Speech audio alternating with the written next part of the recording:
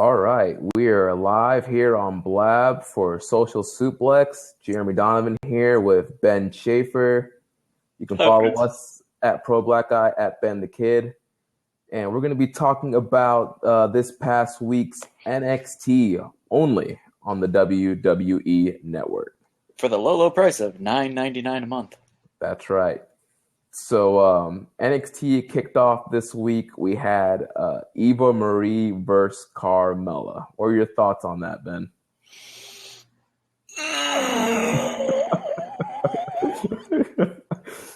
I'm really trying to get behind Eva Marie, but I can't. She's putting in the work and she's trying, but it's not clicking for me. I thought that she screwed up again this week and forgot to kick out, but they did a different angle and she actually did get her foot on the rope. So that was the thing. That was good. Yeah, I like that they're turning it in as part of her storyline. She forgot to kick out the little promo where she was like, thanking the ref for not giving into peer pressure and that he knew that she really kicked out and blah blah. So I thought that was kind of cool, but man, she's still rough around the edges. It's not rough around the edges. She's bad. She needs to pick up the pace times 5, and her matches would be okay. Mr. Brian Kendrick needs to push her a bit harder. Yeah, I'm just glad that there were reports last week saying that they wanted to push her in a title match against Bayley, but this week there's been talks more of Bayley feuding with Dana Brooke and Emma, I think, and probably Asuka too.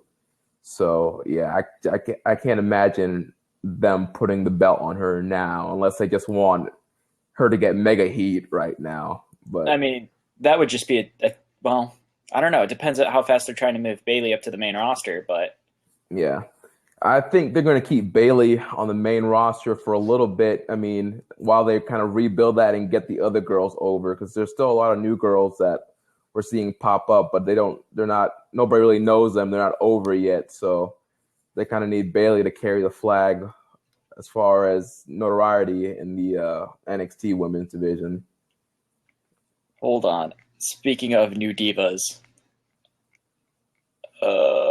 is it Peyton Royce? Yeah, she's one of the new divas. I am in love. She's good in the ring, which is nice, and I don't think they're going to have to put too much work into her. And they need to focus on pushing her and Billie Kay, who was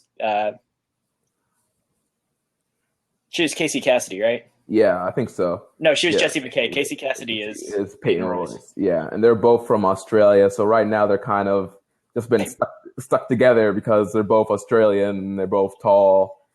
So yeah, but I feel like they need a bigger push than Eva Marie right now because they're good. Eva Marie just needs to spend some time training. Yeah, away from the lights. Yeah, Eva just needs to stay at the Performance Center for another year and make way for Peyton Royce and Billie Kay, who actually know how to work. And all they really need is characters and a storyline for those two instead of just sticking them as the random tag team that's just gonna lose on NXT every week. Well, I like the dingo thing that they did at that house show that we went to. Oh yeah. I thought that was hilarious, and that'd be pretty funny if they kept that into an actual storyline. Yeah. That's pretty sick, though. Yeah, and then Eva picked up the win on a count out on Carmella. So yeah, what was the deal with that? Well, I think everybody, for the most part, hates count out finishes. So what better way to hate Eva even more by having her beat somebody we like with a count out finish? That makes sense. So that's why I think they did it. So look at me learning psychology. And then after this, the next match they had, it was Tyler Breeze versus Bull Dempsey, the Bull Fit movement. Yep, we had that. I hope this turns into something more than just a one-time match. Bull Dempsey and Tyler Breeze in the ring together it's always fun to watch. And Tyler Breeze is sort of the whole reason the Bull Fit thing started, and it'd be cool if they made that come full circle. Yeah. I think that would be cool too. I thought they were going to go into a full out Bull and Tyler feud until they announced that Tyler's going to be facing Apollo Crews at the next takeover. Yep. So it seems like this was just like a one and done thing for Tyler and Bull for right now, unless That's kind of Bull, upsetting. unless Bull somehow gets involved in that match between Tyler and Apollo Crews. Maybe Bull comes out, interferes, helps Crews win, or maybe I don't know. But at that point, I don't think Crews is going to need help beating Tyler Breeze. Yeah, and I feel kind of bad for Tyler Breeze. He gets all these high-profile matches at takeovers, but it seems like all of them are just set up for him to lose. I can't even really recall a takeover match that he's won. No, I think you're right. And I for sure thought he was going to go over on Jushin. They brought him in to help, elevate Breeze, but nope. And now Apollo's a new guy coming in. He needs to get over. So I don't really know. I can't really see Tyler winning this one unless he cheats, which will set up another rematch between Apollo and Tyler Breeze. So, but yeah, I thought this match was good. Kind of not interesting. Go ahead. There was a near count out when Tyler Breeze knocked Bull out of the ring, and I was going to be so mad if 2 matches in a row there was a count out loss. Yeah, I think that was just it's a tease. We saw one count out finish. It kind of makes you think, all right, if we saw one count out finish, we could probably see another. Yeah. But I think the Bull Fit thing has been perfect for Bull Dempsey, man. That's really gotten him over. And I think it just happened to do with, people's personalities. They wanted him to be like this big, like brute monster guy, but in reality, he's a fun guy. So this Bull Fit thing kind of works out with his personality. He looks like he's having fun. The crowd's into it. I think it's going to be great for right now in NXT. I'm not sure how Bull Fit would translate on the main roster, but maybe it's just one of those things that's an NXT act. You can just keep going at NXT for a while, since NXT is pretty much becoming its own brand. Honestly, I watch NXT more than I watch Raw and SmackDown, so props to Triple H for that one. Yeah, they definitely have hit their niche with NXT in trying to get those hardcore indie wrestling fans to watch NXT. Mm-hmm. And get the hardcore indie wrestlers in. Oh, definitely. And you wouldn't have the Adrian Nevilles and the friggin' Seth Rollins even. Or bringing in Samoa Joe. That too. Bringing in Johnny Gargano and Tommaso Ciampa for the tag tournament. I hope they stick around. I hope that wasn't just like a one-time, one-and-done thing for the Dusty Rhodes Classic. Well, spoiler alert. I was at these last set of NXT tapings, and I think either might be next week, Johnny Gargano will go one-on-one with Apollo Crews, and Tommaso Ciampa goes one-on-one with Tyler Breeze. They're either like next week or 2 weeks from now that those matches will happen. That's pretty cool. Or maybe they'll do it one time 1 week and the next on the next week. Yeah. So it looks like they're definitely interested in Gargano and Ciampa.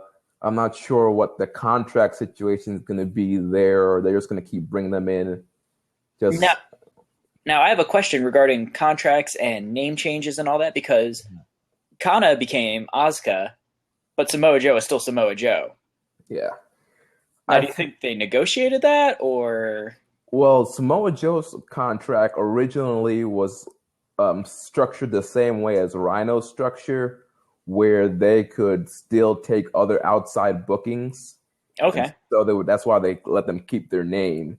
But I think now Joe's contract, he's exclusive only to WWE right now. So I'm not sure how that whole name thing works out. I know Triple H really respects Joe and has been a fan of Joe for a while now. So it has to be something worked out where, almost like CM Punk, because CM Punk, one of the indie guys that got to keep his name. So it's probably a deal similar to whatever Punk's deal was with his name. See, I'm just asking for me personally, because I kind of want to keep the Ben Shafer's name alive.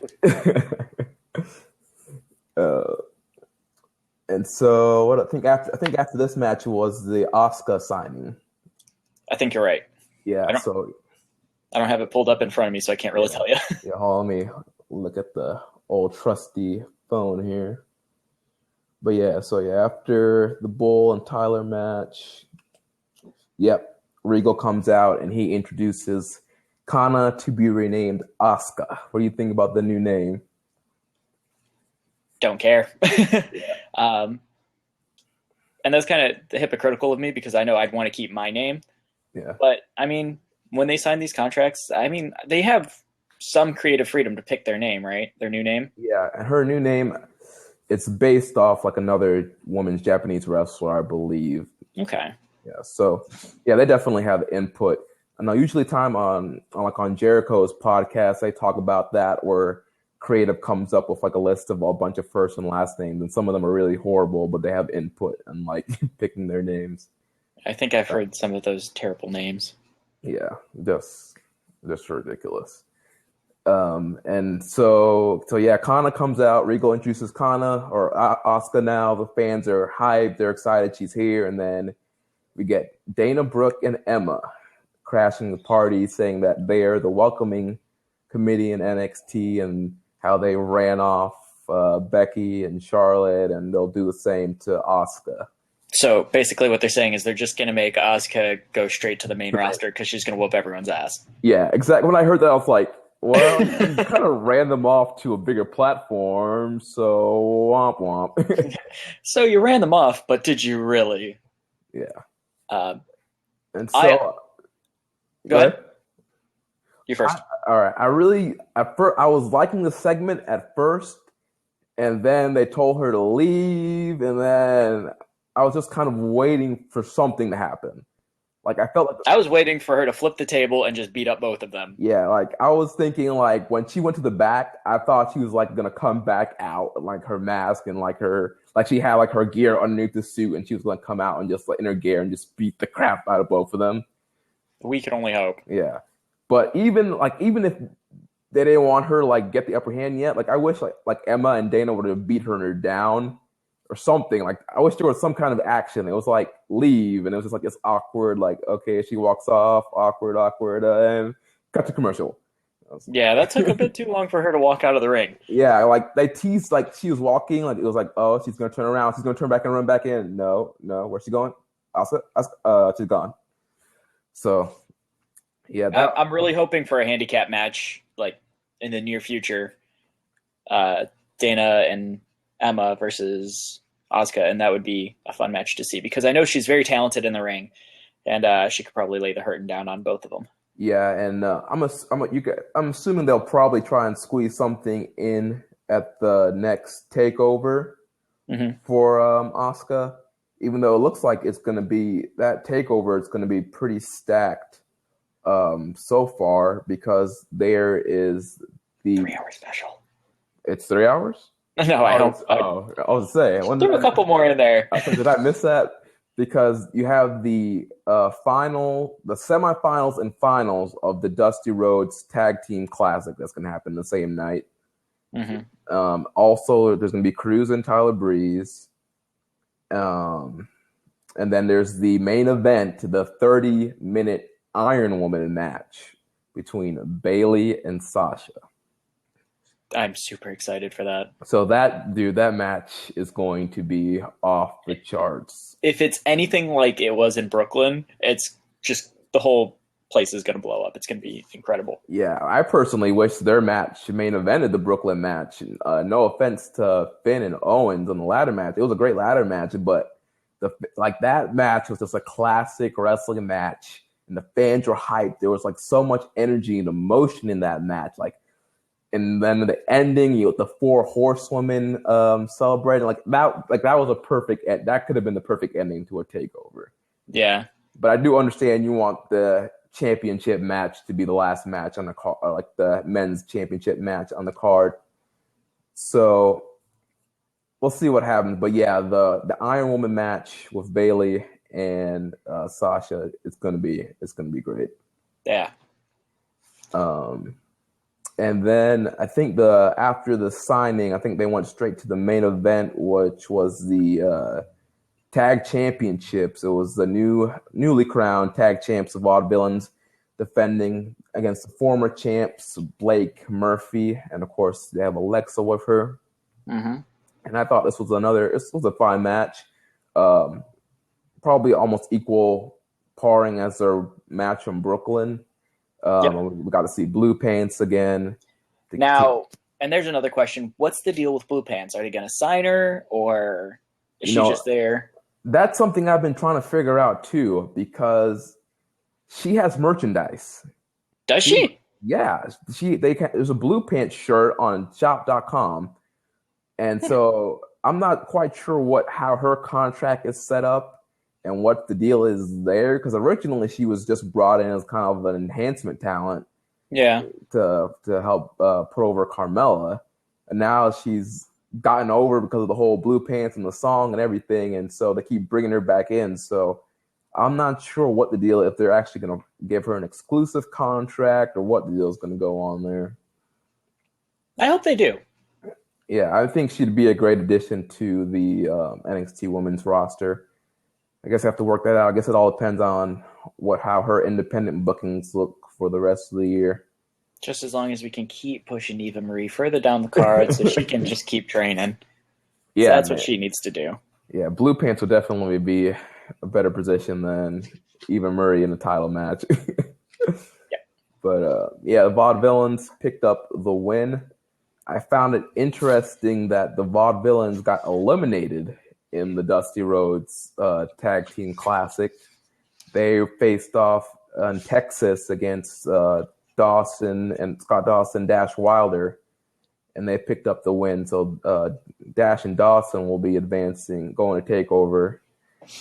And so now, besides the Vaudevillains, Dash and Wilder are the only tag team that have like a legitimate tag team finisher, as where Big Cass and Enzo is just like the assisted body splash from the top rope. Well, Jason Jordan and Chad Gable have...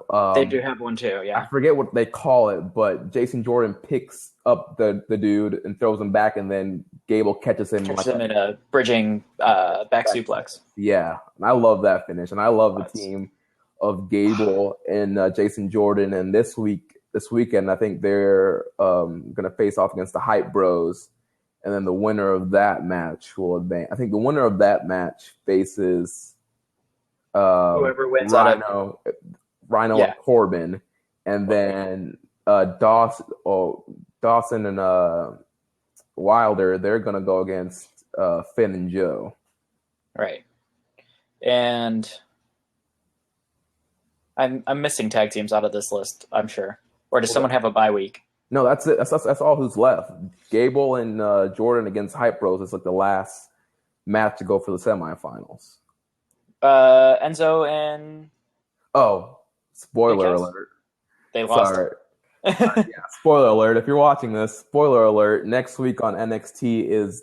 Or not next. I think it's like the last NXT before the TakeOver. It's going to be Joe and Finn against Enzo and Big Cass. And Enzo, I'm guessing Enzo and Cass don't make it.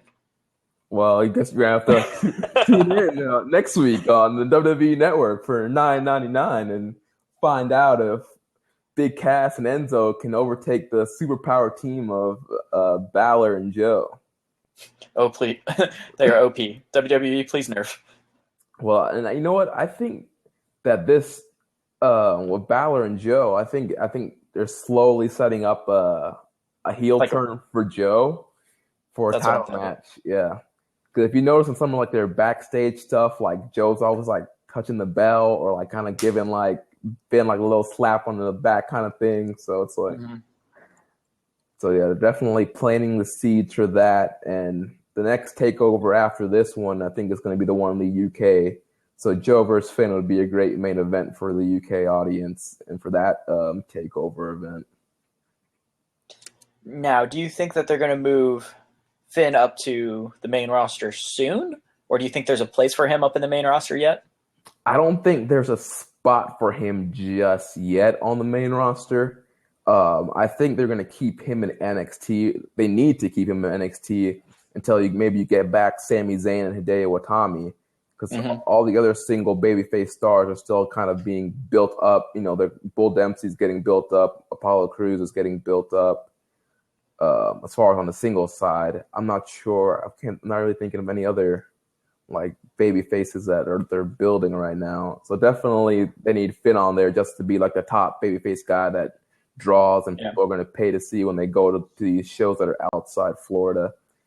Yeah, I'm not quite sure. Even if they were ready to call him up, I'm not exactly sure where he would kind of fit in the mix right now. Just saying, man, bring back the Cruiserweight title. Yeah, but then my only problem with the Cruiserweight title is then you kind of label guys and then they can't go for the world title. Yeah. Yeah, I see where you're coming from with that. Yeah. So yeah, the Cruiserweight title was good back in the day, but then now too, it's like, all right, if they bring the Cruiserweight title back, does that mean Neville can never get a world title shot and Finn and... Well, people are already saying that, there's probably not going to be a chance where Neville gets a world title shot. Yeah.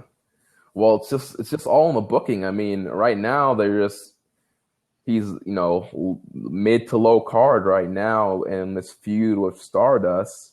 So I mean, right now, obviously he's not on a track for winning the championship. But I mean, if they actually invested and built up his character and storyline, I mean, if Rey Mysterio was a world champion, Neville could be the world champion. And especially right now with a champion like Seth Rollins, who's almost pretty much his bill is not so bigger than Neville's, where it's believable if Neville beat Rollins for the title. Right. And Neville was in that Money in the Bank ladder match, right? Yes, I think he was. And they let Sheamus win? Yeah. I can hear the disappointment in your voice. Yeah, and also they didn't let Neville win the King of the Ring. They gave it to Barrett. Well, look what that's done for Barrett. Well, I mean, where would that fit with Neville's character, though? Well, he wouldn't have to adapt the whole King gimmick. He could just been the winner of the King of the Ring, and then that could have gotten him something. Yeah, and see, that was something missing from the tournament. Back in the day, the King of the Ring, the winner got a title shot. Yeah. So they should have added that, like winner gets some kind of title shot instead of parading around as the king. So, So yeah, and I think that was it for this week's NXT. Next week, it's Finn and Joe against Finn and Joe against Enzo and Cass. What else is advertised for next week? Wait, was the Asuka signing when you were at the tapings? Yeah. Okay. Yeah. So like for last week, this past week and the week before, I was there live. I was trying. Yeah, and next week. Yeah. And next pretty week. much all the NXTs before the takeover, I was at. And I try to follow myself on camera, especially during the 2 weeks ago segment when Bayley ran up in the crowd. I was literally like right there. Because she was like really literally good picture of that. right there next to me, and I was like, "Oh, Bayley!" So people who are listening right now, go check it out on socialsuplex.com. He did a review of. Was it? Yeah, it was last week's. 2 weeks ago. Not this past week. And then I'll put this up as our review for NXT this week. Trying to think if there was anything else that happened as far as video. Oh wait, no, that was last week. I was thinking about Perfect 10 Ty Dillinger, but that was it. He had a match last week. But one thing I'm curious on Ty Dillinger is I wonder where they're gonna go with him as far as babyface and heel.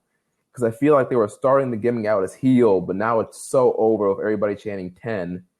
And then he wrestled Martin Stone last week and kind of got the babyface reaction. Martin was working heel.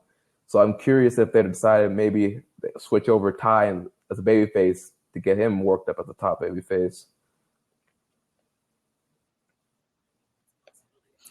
I mean, it's a possibility. I feel like it'd work better as a heel. Or that whole gimmick would work better making him a heel, but it's getting a face reaction, so I mean, you got to go with what the fans want.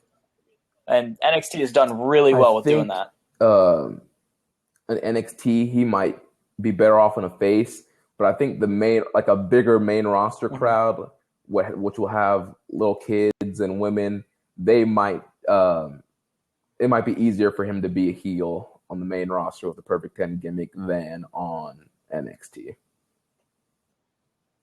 Yeah. The NXT crowd is more older fans. And just more smart fans, guys that would go to a Ring of Honor show and Dragon Gate show. So, and everyone still hates TNA. We don't have enough time in a day right now to talk about all things that's going wrong in TNA Impact Wrestling right now. Well, hopefully Global Force buys him out or does something, and Jarrett's back in charge. We'll see what happens on the TNA. Well, maybe we'll do our next Blab conversation on TNA and GFW. So everybody, keeping tuned. Stay tuned at socialsuplex.com.